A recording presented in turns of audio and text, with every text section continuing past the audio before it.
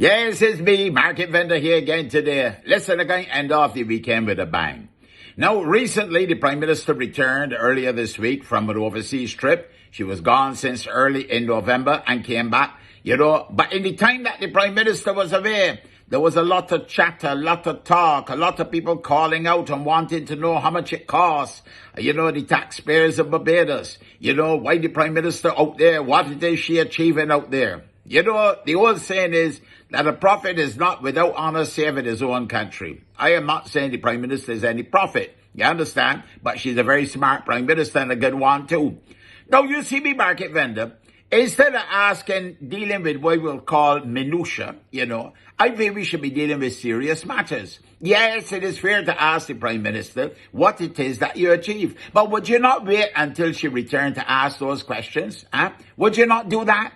It would make more sense instead of asking or implying foolishness and then end up with egg on your face. Because we already get the answer about who paid for it and that a lot of it was funded by international agencies. But that's not the issue. The issue really is, what did you achieve? And the Prime Minister in her press conference outlined a number of things that were achieved during this trip overseas. Look, it's a small island. You can't survive in the world and be inwardly looking all the time. You're going to be insular if you do that. You have to get out there. But we from a small island, one of the smallest in the world, and we got a leader that is respected all over the world. People even calling on her to become the head of the United Nations or the IDB or some major international agency. Tell her to pump the brakes a little bit because we need you out here too as well. So you see me, Market Vendor, instead of asking, what it is that you achieve and dealing with the issues, we dealing with a lot of little minutiae about, who paid for the trip and you're gone for so long and so on. Is it how long you went away or what you achieved while you was away?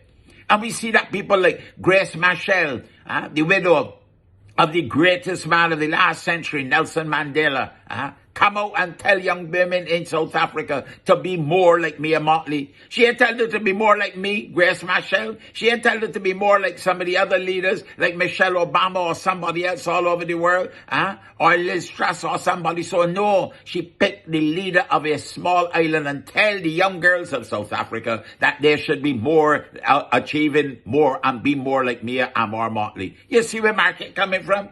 So we have a leader who is respected and loved all over the world. Well, we got to be able to show a little bit of that love out here too as well now, and a little bit of that respect. I say to PM, well done with what you have achieved so far. Now let me make sure we deliver on those things. Get the pharmaceutical thing in place. We know it's going to take some time for some of these things to come to fruition. Get that air services agreement so that we got the links between Africa and Barbados and the rest of the Caribbean. Create that bridge so we ain't got to go through Britain or go through the United States of America or Canada or some European country in order to get to the mother continent. I'm only a Market Vendor. I gone for now. But you have a blessed and a wonderful day. You hear?